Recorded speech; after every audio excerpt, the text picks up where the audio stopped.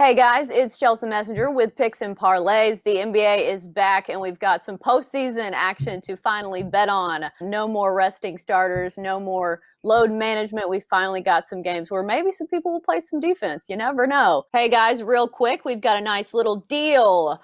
We've got NBA playoff packages on sale for just $149 through Wednesday at midnight. So act quick. We've got Heat Pacers, and the Heat are favoring this one -4. The total is 216. We've got Nick from the Insiders Room to chat Heat Pacers. Nick, where are you leaning on this one? Well, Chelsa, I think I'm going to be leaning on the Pacers today. Miami, it took 3 of 4 from Indiana in the regular season, but that one victory for the Pacers, that was last Friday. That was a 109-92 regular season finale victory. So I personally don't think that the regular season's results are a good indicator for what teams are doing at this exact moment in time. So the Pacers, they enter the playoffs for a fifth straight time. And I think consistency counts at this time of year.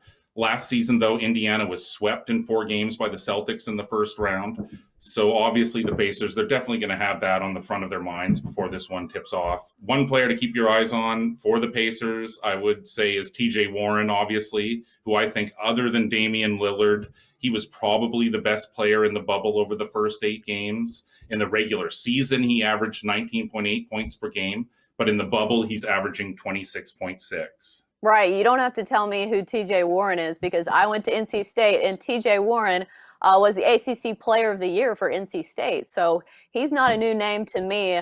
I think a lot of people are surprised about how well he's been doing, but his nickname in college wasn't TJ Buckets for nothing. He's certainly a scoring machine.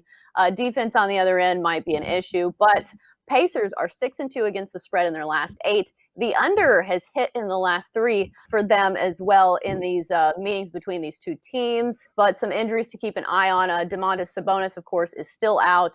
TJ Warren has been battling some plantar fasciitis, but he is probable for this game. Any other things of note in this one? I noticed Duncan Robinson has been a 3-point machine, and the Pacers are certainly going to have to stop him. One stat I noticed about him, he's only one of 2 players who've made at least 273 pointers while scoring or shooting at least 44%. The other guy to do that is Steph Curry. So yeah, definitely elite company for him. Anything else you would look at when it comes to this Heat Pacers game? Well, as you pointed out, the strength of each team is its depth.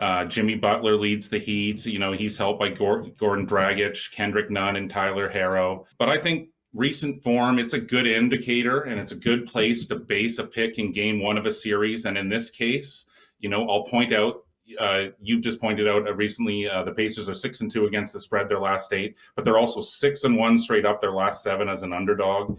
And the Heat, they're 1-4 against the spread their last 5 overall. So personally, I wouldn't be shocked by an outright upset here. Obviously, with a spread like this, obviously the bookmakers think these teams are pretty evenly matched. But in the end, I'm going to recommend to grab as many points as you can here with the Pacers. Right. I kind of like the Pacers and the points as well. That's why I'm going Pacers +4 in this one. As you mentioned, momentum is a huge thing in sports, of any sport. Momentum and who is the hot team entering the postseason, especially in game 1 of some of these series. And the Pacers have been the hot team, the team that people haven't been suspecting. And they've been a good team against the spread. As we like to say, good teams win, great teams cover.